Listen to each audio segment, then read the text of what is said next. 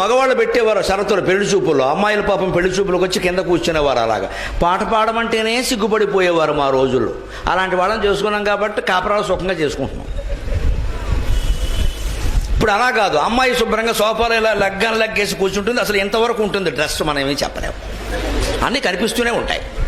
I do like this, why should I sing, you sing, అంతే. ఏంటి పాడేది నీకు పాట, పని లేక పెళ్ళి అయితే మొత్తం పాడతావు అని చెప్తుంది ముందే. ఇప్పుడు పాడించండి, ఎవరైనా పెళ్లి కూతురితే తోలు తీసేస్తారు పట్టుకుని. పాడమంటావు నన్ను, ఎంబీబీఎస్ చదివాను నేను, ఏంటి పాట మొత్తం మారిందా లేదా చక్రం గమనించి. ఇదివరకు మగపిల్లాడ తల్లిని అత్తగారు అత్తగారు కోడంటరికి ఇవ్వనవరు, ఇప్పుడు ఆడపిల్లాడ తల్లులే పెత్తనం చేస్తున్నారు. నమస్కారం. మా అమ్మాయి ఎలాగైతేనే వస్తుందండి, అన్నీ మిక్సీ, అన్ని గ్రైండరు, మైక్రోవేవ్. ఎందుకంటే కాల్చుకు తినాలి మొగుండి, అందుకోసం మైక్రోవేవ్. మామూలుగా తింటే కుదరదు, కాల్చుకు తినాలి. కారు ఉండాలండి ఖచ్చితంగా, కారు మామూలు కారు కుదరదండి, BMW ఉండాలండి. అవును, లేకపోతే మా అమ్మాయి కాపురం చేయదండి. నువ్వు చేయకే, నువ్వు ముందు ఇవిడే చెప్పేస్తుంది.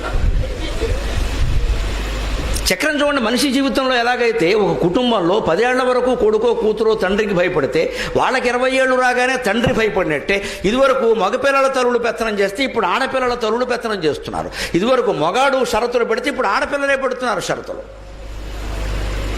సరిగ్గా చక్రం ఉండేది, ఇందులో ఏమో ఆశ్చర్యం లేదమ్మా. ఒకరు తక్కువని ఒకరు ఎక్కువని నేను మాట్లాడట్లా. విశ్వం విష్ణువు చక్రం అలా తిరుగుతూ ఉంటుంది అంతే. మళ్ళీ కన్యాశుల్కం వచ్చి గురజాడ వారి నాటకం 9 గంటలు ప్రదర్శించినా మీరు ఆశ్చర్యపోవక్కల్లా. ఆడపిల్లని ముందే రిజర్వ్ చేసుకుంటారు, ఇక ముందు నుంచి డబ్బిస్తారు శుభ్రంగా. కడుపులో ఉండగానే ఆడపిల్ల అని తెలిస్తే ముందే ఇచ్చేస్తారు 10 లక్షలు. ఈ అమ్మాయి పెద్ద అయ్యాక మా అబ్బాయికి ఇవ్వాలండి, లేకపోతే దొరకరు. ఎందుకు వచ్చింది ఎంత డిమాండ్, ఎంత పాపం మనం చేసింది. ఒక 20 ఏళ్లుగా దేశం మొత్తం మీద చేసిన పని ఏమిటంటే గర్భంలో ఉండగానే ఆడపిల్లని చంపేశాం. ఆ పాపమే ఇప్పుడు పీడిస్తుంది. ఆడపిల్లలు అంత భారం అయిపోయారు. ఇప్పుడు వాళ్ళు రెచ్చిపోతున్నారు. మరి తక్కువ ఉంది జంక్షన్, ఏం చేయమంటావు?